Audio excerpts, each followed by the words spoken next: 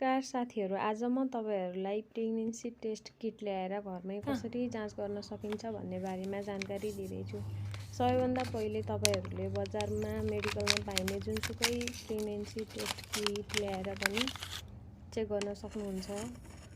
यो ल्याएर सबैभन्दा पहिला यसरी खोलेर राख्नुपर्छ।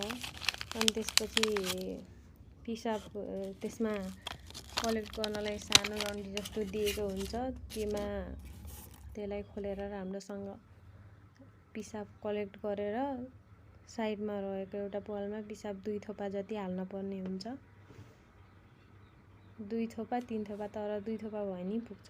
त्यति हालिसकेपछि एकछिन हामीले वेट गरिसकेपछि केही समयमा त्यहाँ बिस्तारै अगाडि सर्दै जान्छ।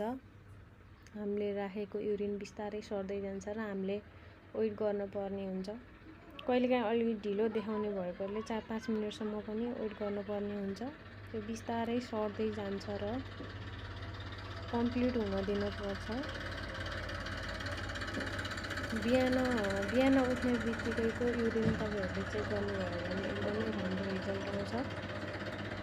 यसरी चेक गर्दाखेरि त्यहाँ 2वटा लाइन देखायो भने चाहिँ तपाईहरु प्रेग्नेन्ट हुनुहुन्छ।